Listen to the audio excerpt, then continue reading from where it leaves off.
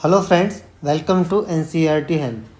In this video we will discuss question number 2 of exercise 16.3 from class 11th probability. First of all, let us read the question. Question number 2 is saying a coin is tossed twice. What is the probability that at least one tail occurs? तो देखिए, a coin is tossed twice. इस experiment में एक coin को 2 बार toss किया जा रहा है और प्रोबेबिलिटी निकालनी है एटलीस्ट वन टेल, कम से कम एक टेल मिलने की प्रोबेबिलिटी क्या होगी। तो सबसे पहले आपको क्वेश्चन में बनाना चाहिए sample space. Here a coin is twice toss 2 times, coin is toss 2 times, या a single coin is tossed 2 times, or we can say 2 coins are tossed simultaneously, both have same meaning। दोनों का sample space same बनता है, ये ध्यान रखिएगा। एक coin को 2 बार टॉस कराया जाए या 2 कॉइन को एक साथ टॉस कराया जाए, दोनों का सैम्पल स्पेस सेम बनता है। तो यहाँ पर आप एक कॉइन को 2 बार टॉस करा रहे हैं, टॉस्ड ट्वाइस। तो सबसे पहले बना लेते हैं हम इसका सैम्पल स्पेस। तो सैम्पल स्पेस, जब हम एक कॉइन को 2 बार टॉस कराते हैं तो उसका सैम्पल स्पेस यानी एस उस सेट में क्या क्या आएगा, ये आपने पहले भी कई बार किया होगा।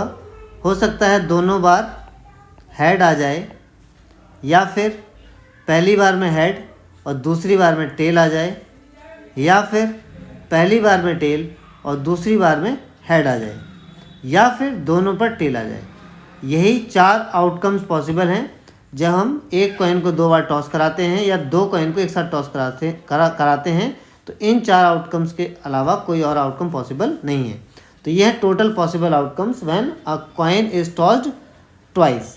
Now what in the question what he is asking the probability of at least one tail occurs. तो first of all you have to write the answer for calculating probability of an event.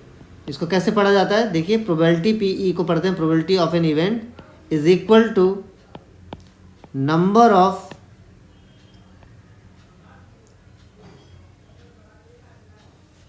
Favourable outcomes divided bye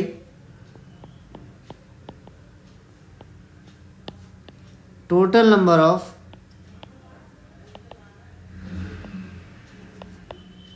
possible outcomes.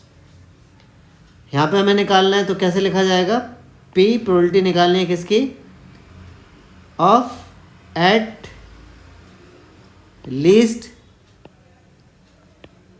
One tail occurs. देखो question करने का तरीका यही होता है, आप पहले सैम्पल स्पेस बना लें, फिर आप लिखें फॉर्मूला, फिर P लिखना ज़रूरी है क्योंकि हम प्रोबेबिलिटी निकाल रहे हैं, और ब्रैकेट में लिखना ज़रूरी है कि हम किस चीज़ की प्रोबेबिलिटी निकाल रहे हैं। तो P probability of at least one tail occurs, कम से कम एक टेल आना चाहिए। तो मतलब जब आप एक कॉइन को 2 बार टॉस कराएं तो कम से कम एक टेल आना चाहिए, मतलब एक टेल तो आना ही चाहिए, ज़्यादा भी आ सकते हैं, बट ऐसा नहीं होना चाहिए कि एक भी टेल ना आए।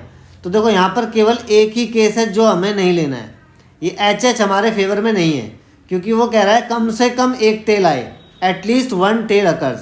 तो या तो कम से कम एक आए या इससे ज़्यादा आए, लेकिन कम, इससे कम नहीं होना चाहिए। तो HH हमारे फेवर में नहीं है, HT TH इन दोनों में एक टेल आ रहा है, ये दोनों फेवर में है, और TT भी फेवर में है क्योंकि उसने कम से कम में कंडीशन लगाई है, एक टेल कम से कम आना चाहिए, इससे कम नहीं आना चाहिए। ज़्यादा पे कंडीशन नहीं लगाई, ज़्यादा को 2 भी आ सकते हैं, और अगर कॉइन को 3 बार टॉस कराया जा रहा होता तो 3 टेल वाला भी केस हम लेते। तो यहाँ पर तो 2 ही बार टॉस करा रहे हैं, तो 1 टेल और 2 टेल वाले केस हम लेंगे, वो केस नहीं लेंगे जिसमें एक भी बार टेल नहीं आया है। तो हमारा केवल HH हमारे फेवर में नहीं है, ये तीनों case HT TH and TT हमारे फेवर में है।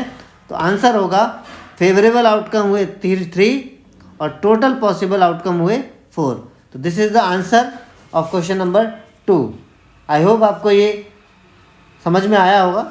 Thank you very much for watching. Have a great day.